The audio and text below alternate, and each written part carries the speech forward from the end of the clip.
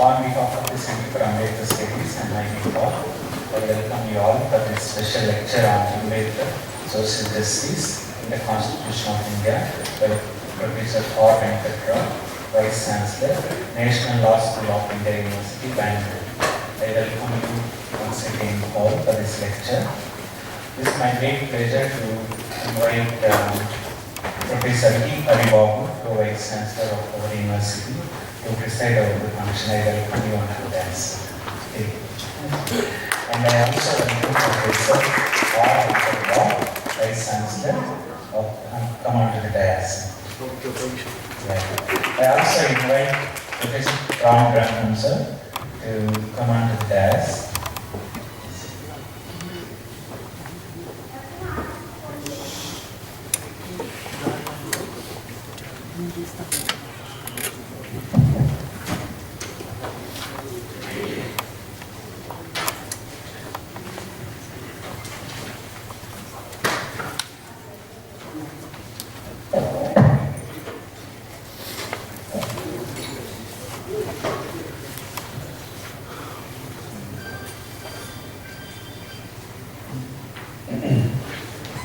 Good morning to all of you. Today we are here to listen to Professor Venkat Rao, who is the Vice Chancellor of National Law School India, University Bangalore. It's one of the very premier law universities in the country because that was the first university. That was the first law university to be started. I think it's one of the very prestigious universities. And we are very fortunate to have Professor Venkat Rao with us today to deliver this lecture on Ambedkar, Social Justice and the Constitution of India. We will start this program first by garlanding the first. I would like to request all of us to stand up and we will garland the portrait of Ambedkar.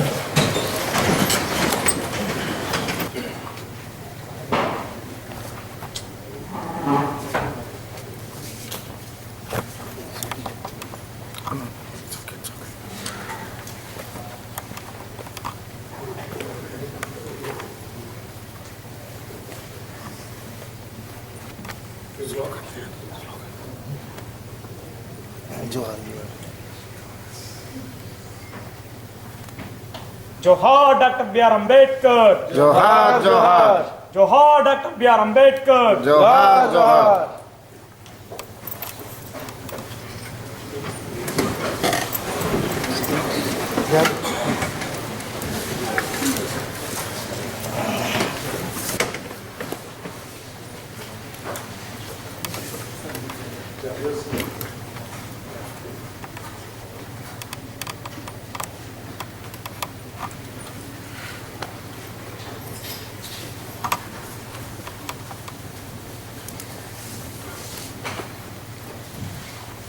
I request Professor Venkata, Professor of Political Science Department and also Litt to introduce the speaker in the morning.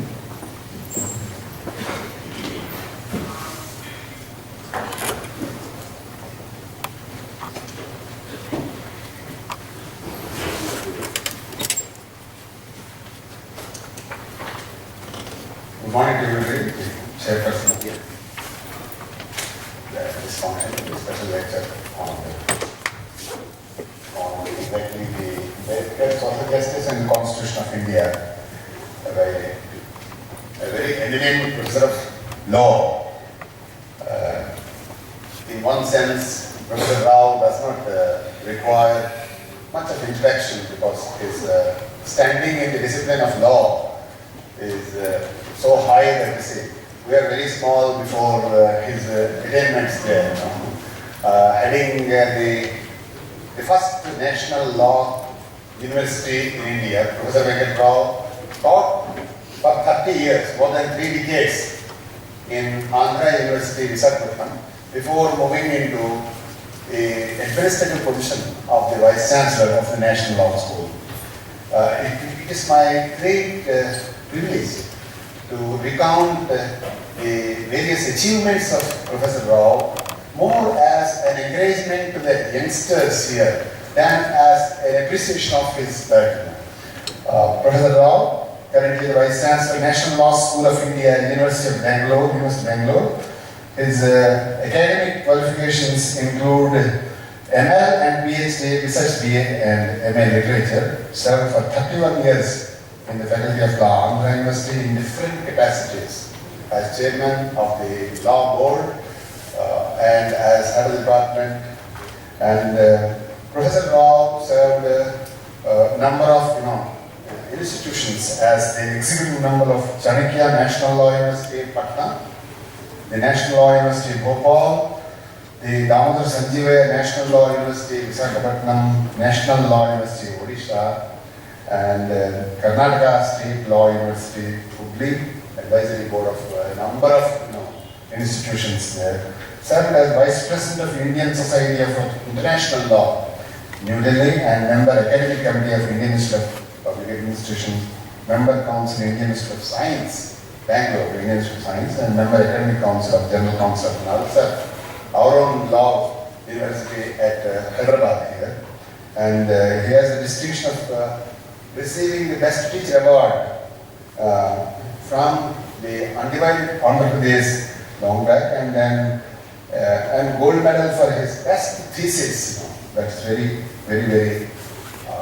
encouraging to the students here, associated with several prestigious bodies like the UGC, UPSC in different capacities, both at national and international levels, guided several PhDs and published several papers, more than 120 research papers on all aspects. And contribution of Ambedkar is main area of interest. And then I attended one of the lectures in connection with the centenary celebrations.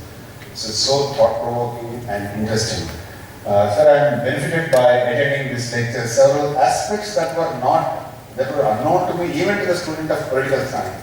You have covered from the legal dimension there, visited a number of countries, and then independent director of a number of public sector undertakings. And Professor Rao is not new to the University of Hyderabad. In fact, he was one of the principal resource persons for the first national workshop on RTI. Very soon after the passage of the law, we requested Professor Rao for his, and has been a regular resource person to our academic staff, college, and various other bodies. I deem it a privilege to welcome him to the university once again. On behalf of the university, I welcome you, sir. Thank you very much, Professor Rao.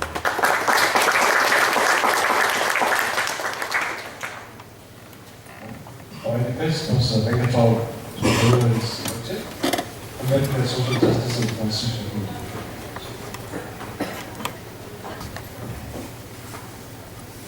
Ladies and gentlemen, I will commence my lecture by paying homage to one of the greatest sons of Mother India, Baba Sahib Bhimrao Dr. B.R. Ambedkar. Now, I was flattered by the luminous introduction that was given about me, but I was at the same time reminded of the fact that Professor Ramthamam was also beaten by the bug of the world of law. Lawyers have a notorious reputation. The notoriety arising from the fact that when the case is weak, they give a very long introduction.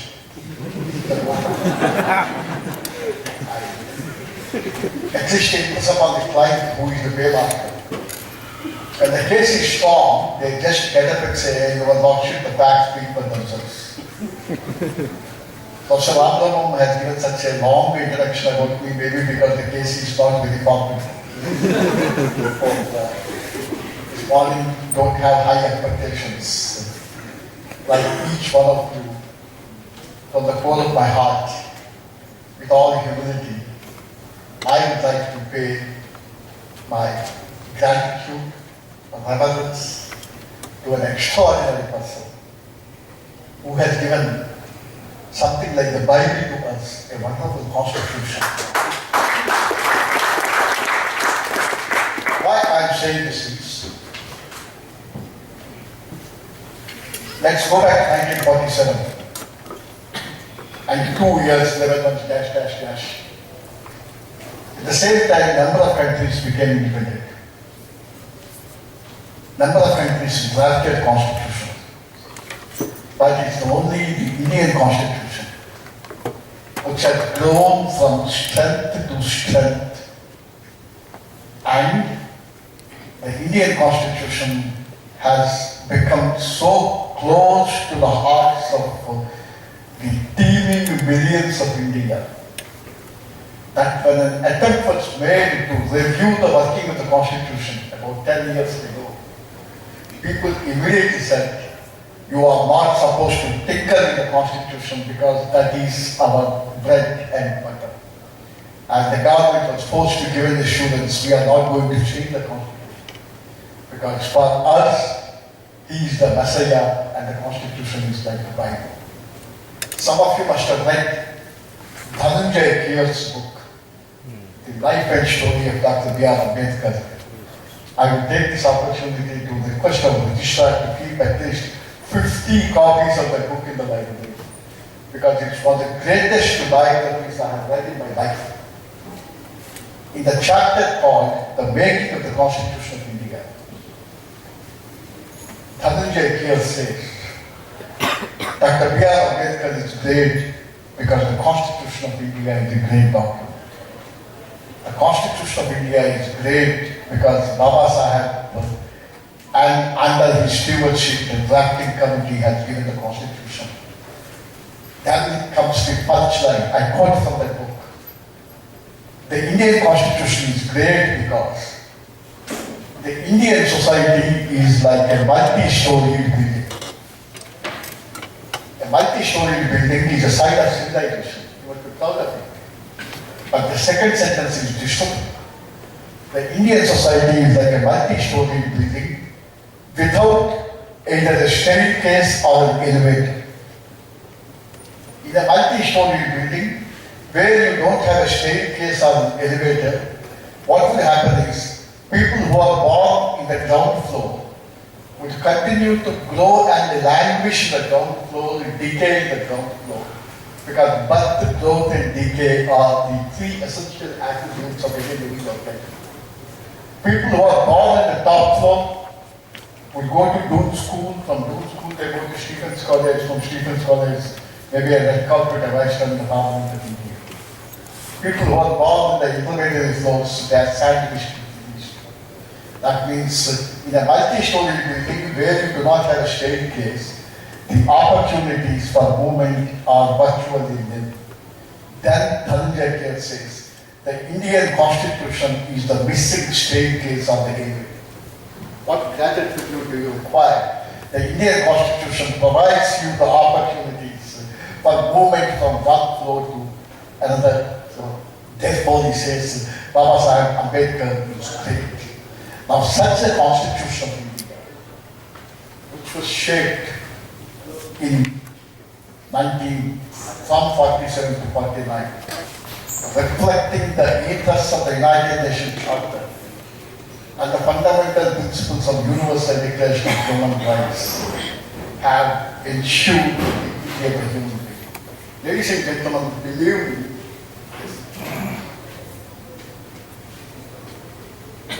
this is the preamble of the Constitution on the one side and the fundamental duties on the other. And let me humbly submit before this body. I keep this laminated card always in my pocket. And the first thing that I do is, when I get up from the bed, is to look at the preamble of the Constitution and ask for myself, have I done anything which contributes to the constitutional objectives and goals? If I have not done, why? What is that I am going to do today? Because look at the wonderful Constitution. It says justice, social, economic and political. Liberty of expression, faith, belief, thought and worship. Equality of status and opportunity. And fraternity, assuring the dignity of the individual. If each one of us contributes to the promotion of these constitutional objectives, how wonderful would be this. Why I'm telling you this is, please remember, just slightly out of context, I'll take you to the realm of United States of America, where Barack Obama has made an election speech while seeking office for the second term to the White House. He went to Silicon Valley and he started addressing the Americans. He said, fellow American citizens, you are proud of Silicon Valley. You are proud of NASA. You say Silicon Valley is the IT capital of the world. But who is there in Silicon Valley? He asked us. You have Hispanics, you have Indians, you have South Koreans, you have Chinese. And then he said, within 20 years from now, the world public order is going to be dominated by the present younger generation from two countries. And those two countries, he said, I'm definitely not referring to China. And he said, those two countries are South Korea and India. And he said, the younger generation from these two countries is not prepared even to settle for the second best. They want the first best. And to that younger generation you belong. And then Barack Obama wonderfully said, the words IT do not anymore stand for information technology. They stand for Indian talent. And immediately Guru Charan Das wrote a book called India Grows at Night. And because he said, what is night for India is daytime for the United States and Europe. And Indians are contributing to the growth of US and Europe, he says. And of course, the sarcastic way says, why India grows at night? During the night time the government sleeps, therefore India grows. And Guru Das beautifully says, I will extend the metaphor of Barack Obama. Where Barack Obama stopped at IT being Indian talent, I would say, yesterday IT stood for information technology, today IT stands for Indian talent, tomorrow IT stands for India tomorrow. And this amazingly talented younger generation is the beacon of hope. But that India tomorrow will become a silent room of everyone in the world only when you eschew fraternity and the dignity of human beings here. Now that's the reason why I say the preambular goals of the Constitution are very, very important. Now, looking to the contribution of Ambedkar and the views on social justice, and as to how the Constitution of India was shaped by him, in the first instance, I would draw your attention to three incidents that took place in Ambedkar's life, which had a profound impact on him. And that day he took a pledge that I must work for the giving years. The first incident is, most of you know it, but it is always good to recall good incidents. The first incident is, when Ambedkar was a school-going student, he wanted to choose Sanskrit as an optional in the school. And when he wanted to choose Sanskrit as an optional, the caste Hindus, they said, if Ambedkar chooses Sanskrit as an optional, we will not choose Sanskrit as an optional. And the entire class wanted to boycott it. Then the Sanskrit teacher was apprehending that he would lose his job. Then the Sanskrit teacher goes to Ambedkar and requests him, kindly don't take Sanskrit. Because if you insist on that, taking Sanskrit, the other students will not take, and I may lose my job. Ambedkar is fiercely independent. One instance of Constituent Assembly, I tell you, there was one member of the Constituent Assembly called Najimuddin Ahmad, who sarcastically said, Ambedkar was heading drafting committee, but they are taking 2 years, 11 months. But therefore, he said on the floor of the Constituent Assembly, it is not a drafting committee, but a drifting committee. Ambedkar immediately got up and said, yes, it is a drifting committee. Please remember, drifting is of two types. And drifting with mastery and drifting without mastery. Our drafting committee wanted to attain mastery because there were 2,473 amendments that were brought in the Constitution. And we were drifting because we wanted to ensure that the Constitution of India would be a beacon light to the lowest of lowest, poorest of the poorest, and weakest of the weakest.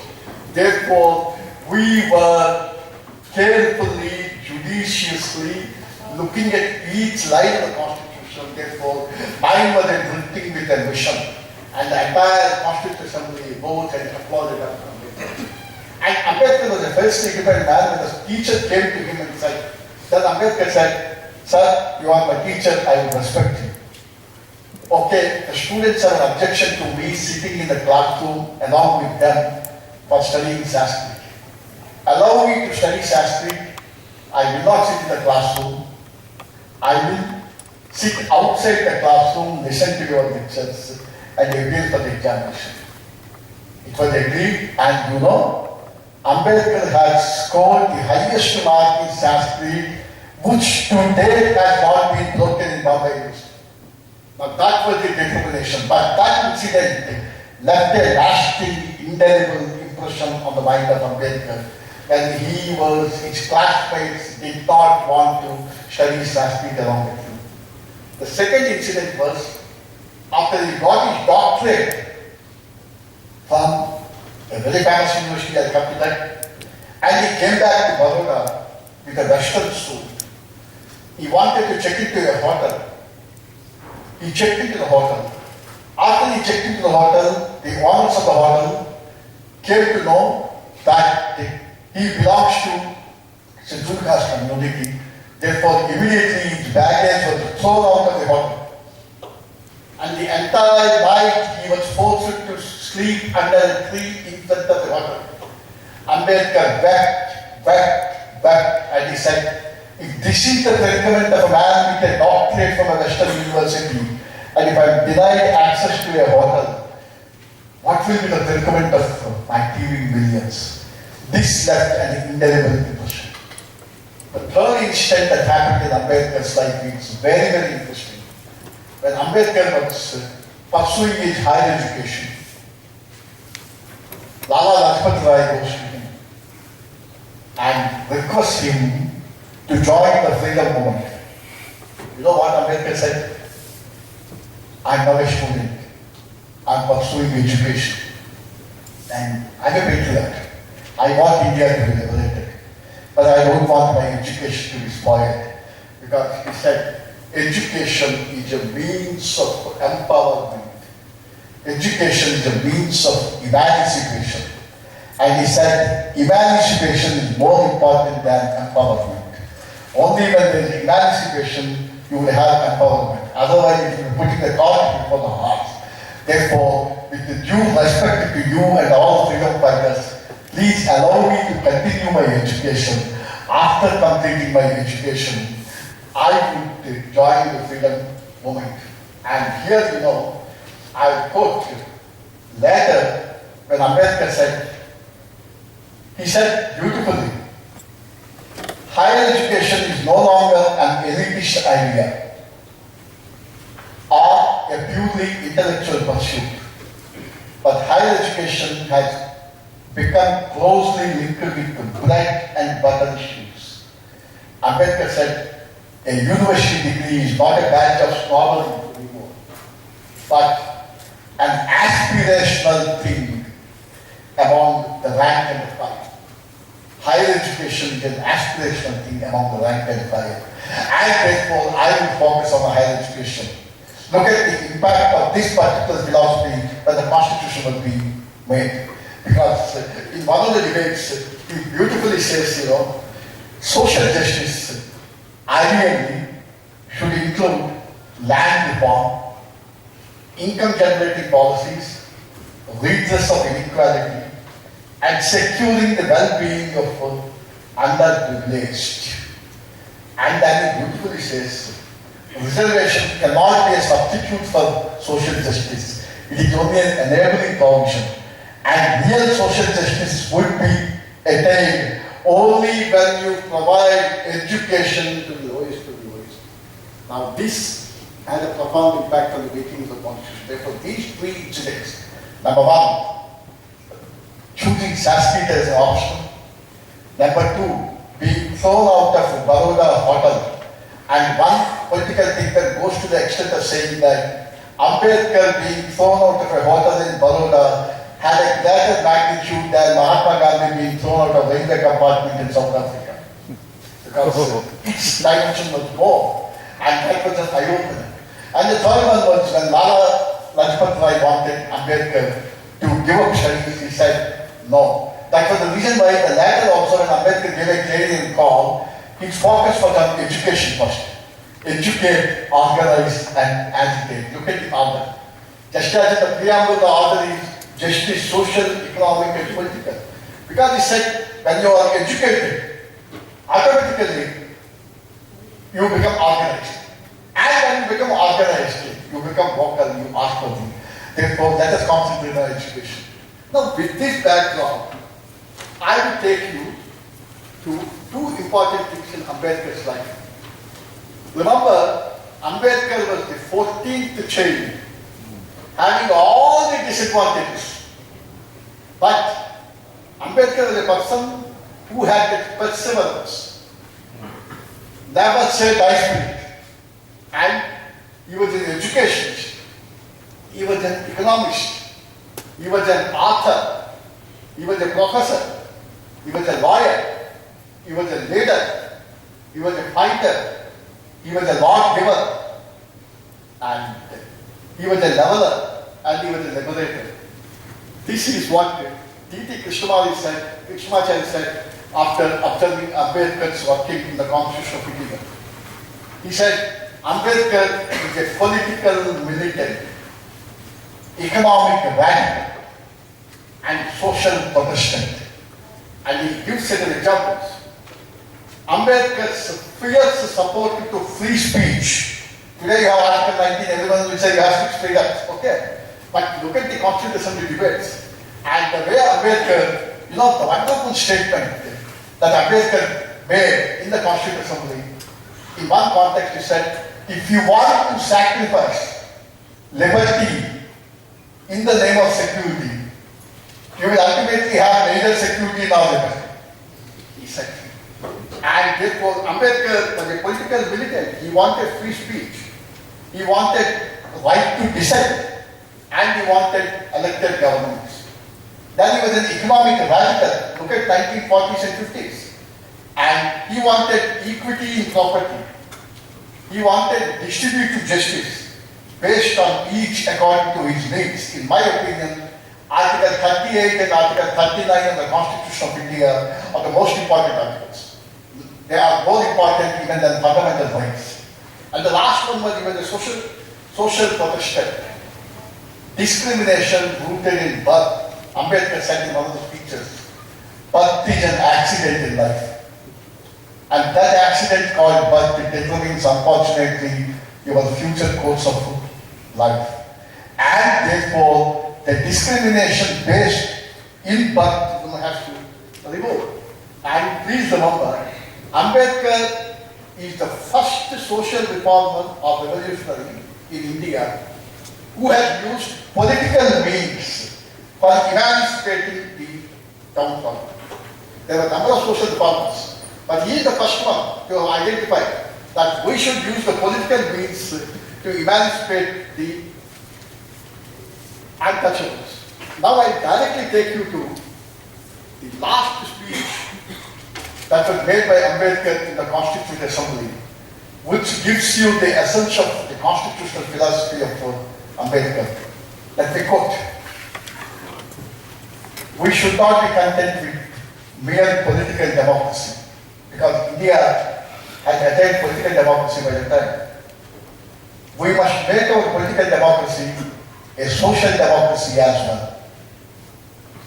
Political democracy cannot last unless there lies at the base of it a social democracy. What does social democracy mean? It means a way of life which recognizes liberty, equality, and fraternity as the principles of life.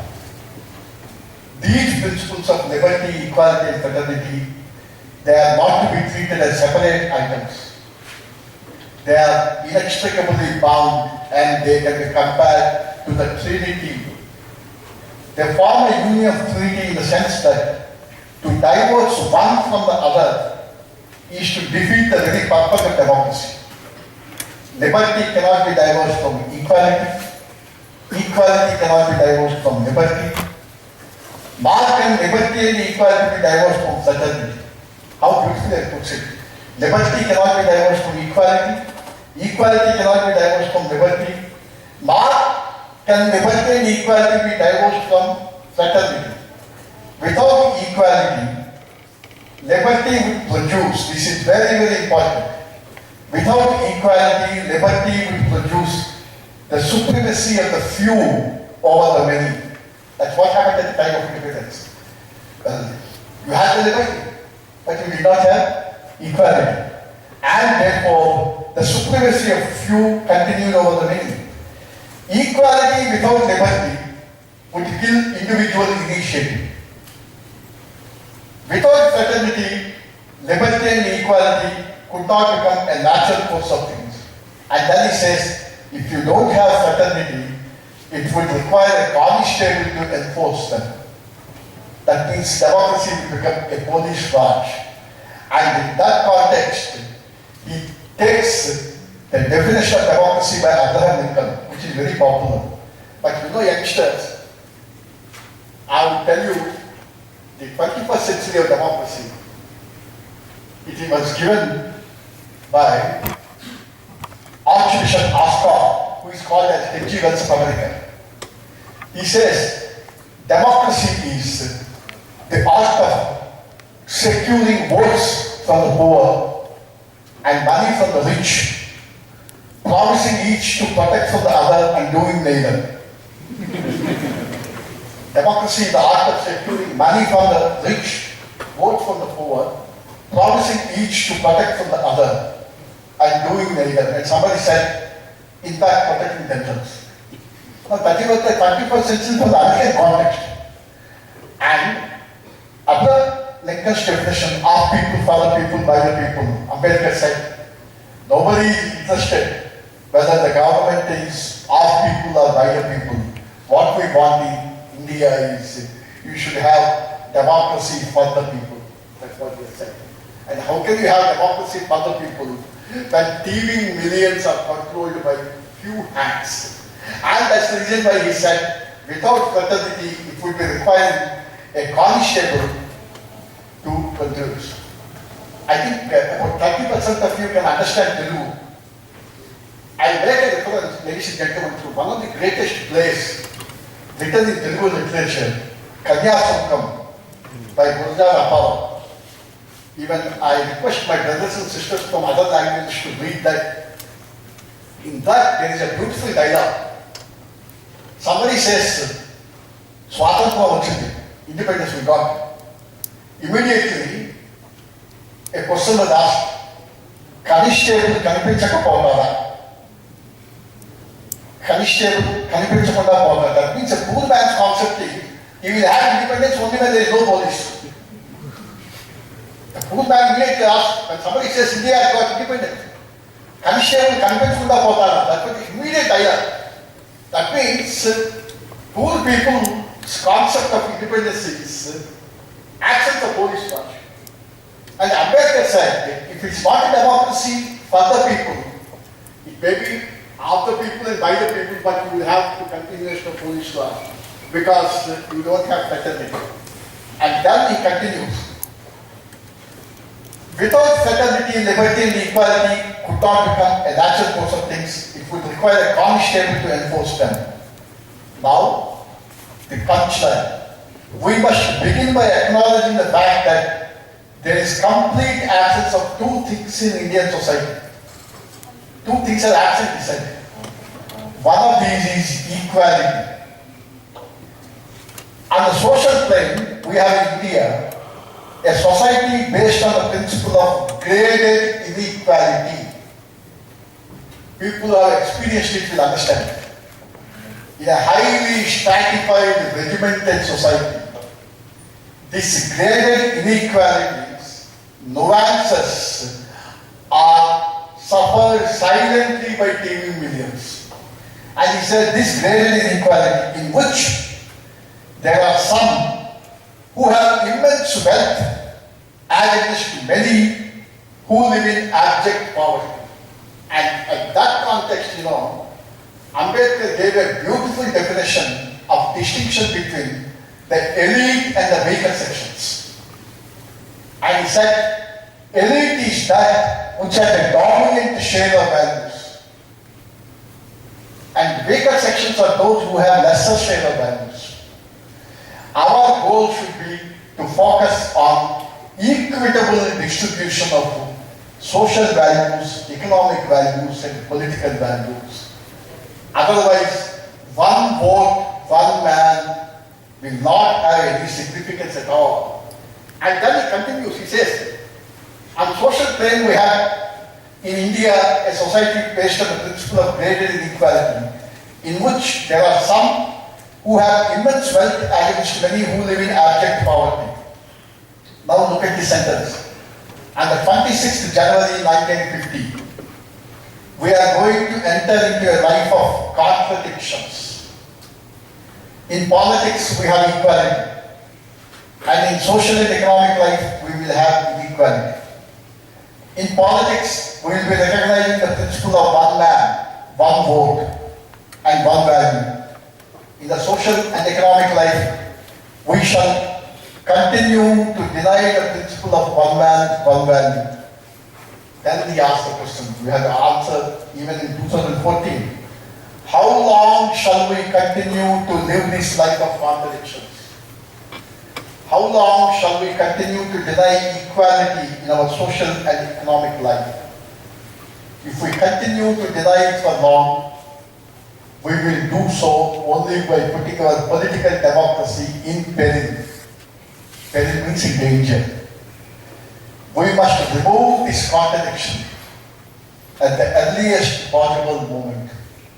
Or else, those who suffer from inequality will blow up the structure of political democracy. That's what he said.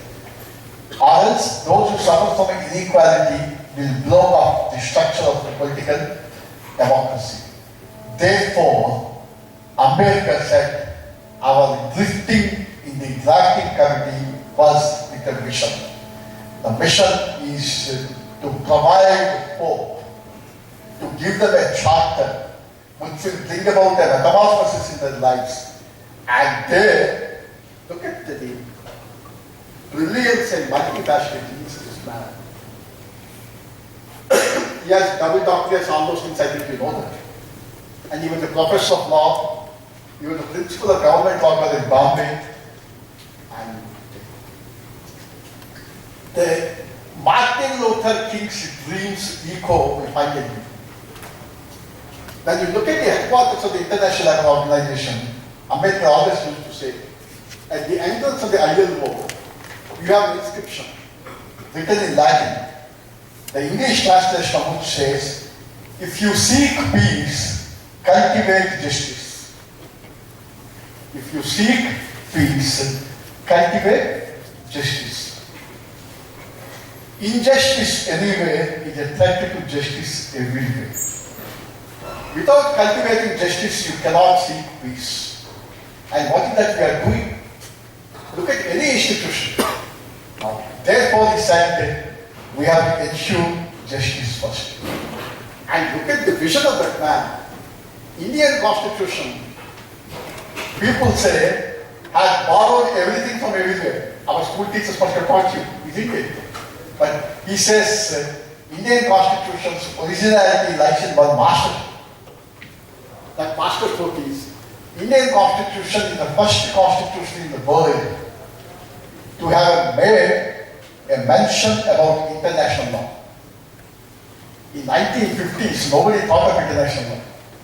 If you look at the directive principles of state policy, there is one particular clause which says, obligations arising out of international treaties, respect for obligations arising out of international treaties. Because Ambedkar said that in 50 years from now, geography will become a part of history. What prophetic words from that? In 50 years from now, geography will become a part of history. The artificial boundaries of the countries will lose their significance. And therefore, we have to make a mention about international law. No other constitution in the world has made a mention about international law.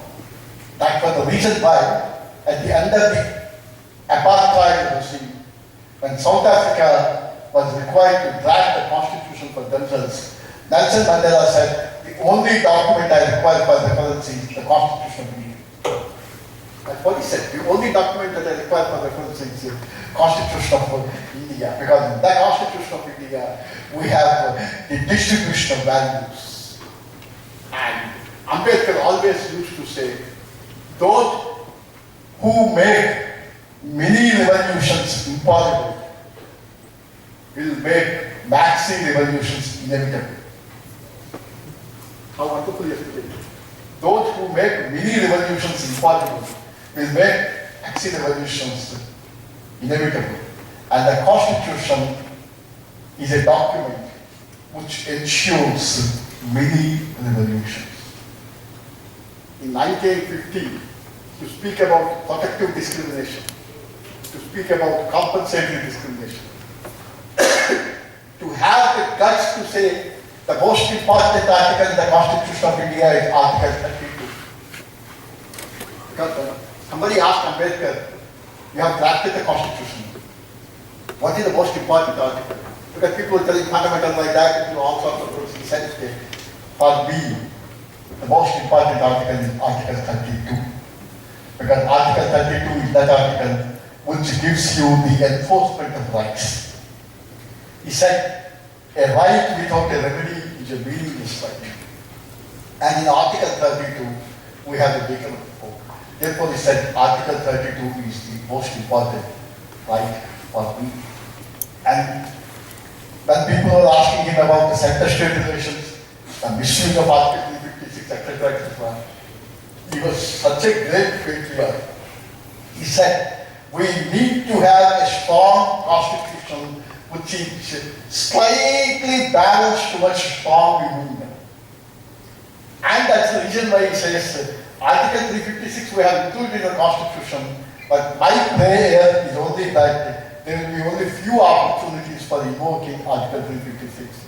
Unfortunately, it did not happen more than 100 times Article 356 was invoked. That is a different story. But why I'm repeating these points is, this person called Ambedkar had the vision, had the foresight, had the foresight wisdom to understand that ensuring dignity and fraternity alone will make Indian democracy a beautiful democracy. That is the reason why I always say the last speech made by Dr. Ambedkar in the Constituent Assembly is more important than Gettysburg Address of Abraham Lincoln. Gettysburg speech, the United States Constitution of Abraham Lincoln, remember, also pales into insignificance before Ambedkar's vision of the Constitution of India. Then, Ambedkar in one context said, please remember one slogan, justice for each would automatically ensure peace for all. If you want peace in the country, he said, there must be justice. And finally, I would like to tell you the extraordinary greatness of this man by quoting T.T. Krishnamacharya. You know, T.T. Krishnamacharya in his speech in the Constitution Assembly said, his views on Ambedkar, he made a reference to the drafting committee of the Constitution. look at it very carefully. This house is perhaps a way that 7 members have been nominated for the drafting committee. Out of 7, 1 has resigned from the house and was later replaced. 1 has died and he was not replaced. 1 works away in America and his place will never be. That means out of 7, 3 gone. Another person was always engaged in state affairs and he never cared to attend the meeting of the drafting committee. 1 or 2 people were far away from Delhi and the reasons I felt it did not permit them to attend the drafting committee meetings. So, it happened ultimately that the burden of drafting the constitution fell upon Dr. Ambedkar and Ambedkar alone. And I have no doubt that we are grateful to him for having achieved this task in a manner which is undoubtedly commendable. Please remember, Dr. Ambedkar carried out this Herculean intellectual labor in spite of his own different health. Please remember, Ambedkar's health itself was different, but his commitment to the constitution, making of the constitution, was so much that single-handedly he wrote this constitution. That was the reason why Jawaharlal Nehru, when Ambedkar was made the law minister, the first cabinet, he said, the only jewel in my cabinet is Dr. B.R. Ambedkar.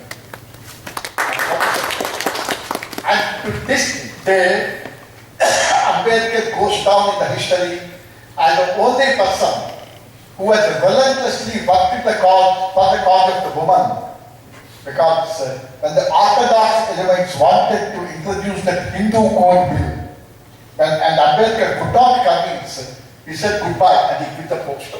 I have not come across any public figure who has quit the post for the sake of woman. And that was, therefore, the Constitution of India is built on a solid edifice that has stood the stress and strains of myriad massive problems because of the vision of this extraordinary person. The greatest tribute that we can pay to Ambedkar is on this solemn occasion, each one of us should take a pledge that come what may, we would strive relentlessly to pursue the dream, the objectives of Dr. Ambedkar of ensuring the dignity of the individual. That's what Martin Luther King also said. I have a dream when people will be judged not by the color of their skin, but by the character.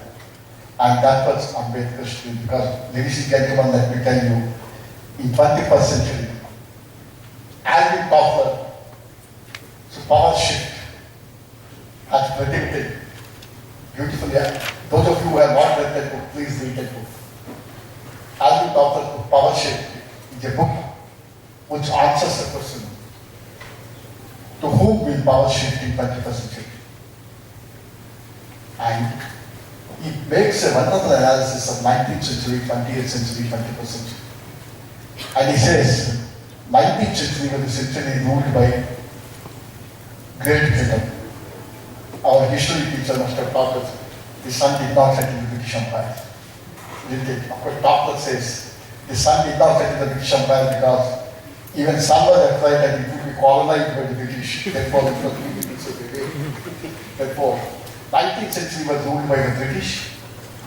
In 20th century, when the accidental entry of United States due to the Pearl Harbor attack in the Second World War made the United States dominate the affairs in 20th century.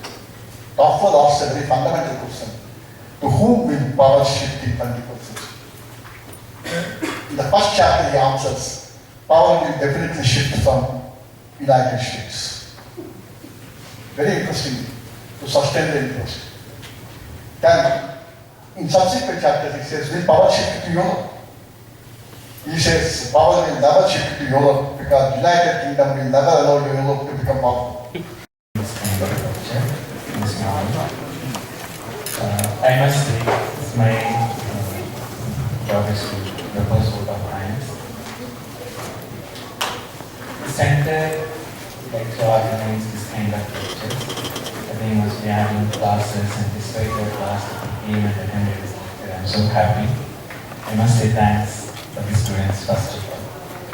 Professor Venkat Rao, sir, when I asked him to deliver a lecture, special lecture in our center, he readily agreed and he himself gave the topic and prepared for it. He is a Vice Chancellor coming all the way from Bangalore and preparing the lecture on Ambedkar as a law professor. I think we are emulating what he said in the conclusion. I think our minds have to be opened up because with a closed mind we can't understand Ambedkar's law and social transformation. And I am thankful, sir, for opening up our minds to have an open mind to receive Ambedkar's law and that transform Indian society. I once again thank for coming all the way. And also equally record my thanks to Professor Hyderabad, sir. Last time also when we asked him, he readily agreed. And when we went to Vice Chancellor, he was busy and had some problem of health. And Professor Hyderabad, sir, readily agreed and came to preside over the lecture. I am thankful, sir. And I also thank Professor Ram sir, who came and introduced the Professor Venkat Rao.